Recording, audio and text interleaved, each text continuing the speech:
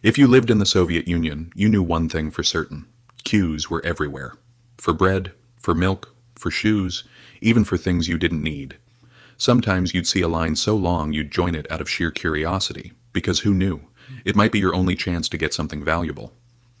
My name is Yuri, and let me tell you about the day I waited for hours in one of those mysterious queues, only to learn I'd been standing there for toilet paper. Picture this, the late 1980s, a time of glasnost and perestroika, but also persistent shortages that didn't seem to care about political reform. The shelves in Moscow's stores weren't empty. They were barren.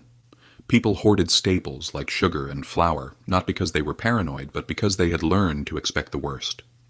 Rumors of deliveries traveled faster than the Soviet postal service. I lived in Moscow, and while the capital had more resources than rural areas, the difference wasn't much to brag about. Even getting milk for your morning tea was a matter of strategy.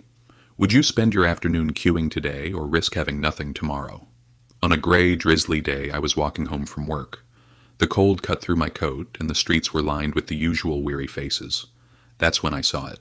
A queue so long it wrapped around the block and spilled onto another street.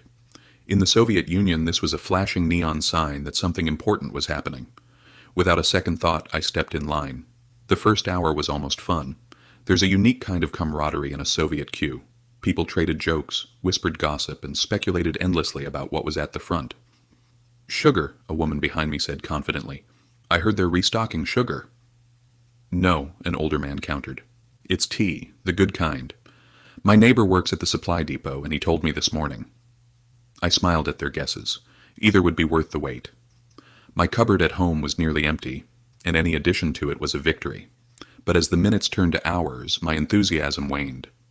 "Do you know what we're waiting for?" I asked the man in front of me, a gruff fellow in a shapka. He shrugged. "Does it matter? It's something."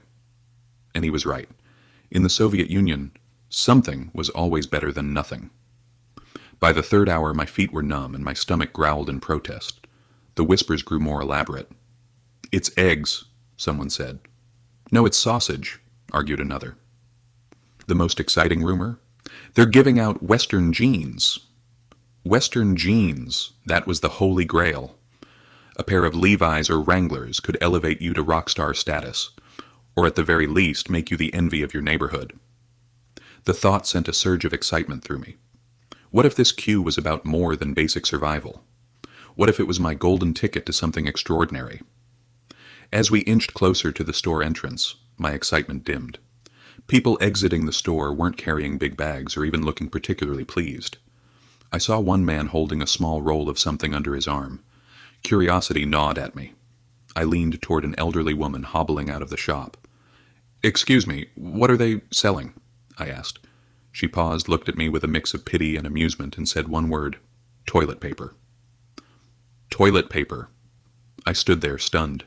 Hours of waiting, shivering, and dreaming of sugar, sausage, or even jeans, all for toilet paper. For a moment I considered stepping out of the line, but then I thought about home. My bathroom stash consisted of old newspapers and scraps of brown packaging paper, which, let me tell you, are not gentle alternatives. In a world of scarcity, even toilet paper was a luxury. If you had a roll, you were ahead of the game. When I finally reached the front, the store clerk handed me a single roll of brown, industrial-grade toilet paper.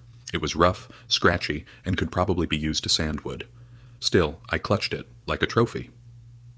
As I walked home, toilet paper in hand, my neighbors nodded in approval. It was as if I had won a small victory on behalf of the entire apartment block. The thing about Soviet queues was that they weren't just about the goods at the end. They were about hope. About the belief that maybe, just maybe this time, you'd get something extraordinary. Sure, it was just toilet paper that day. But next time, it could be sausage, or sugar, or even those mythical Western jeans. And that hope, that relentless optimism in the face of scarcity, was what kept us going. It's funny now, looking back, but in that moment, it didn't matter what I was waiting for. What mattered was that I was waiting, with dozens of others, for the possibility of something better. And that, I think, sums up life in the Soviet Union perfectly. Yuri's story is more than a tale of scarcity. It's a snapshot of resilience, community, and the strange optimism that defines Soviet life. So let me ask you, if you were in that line,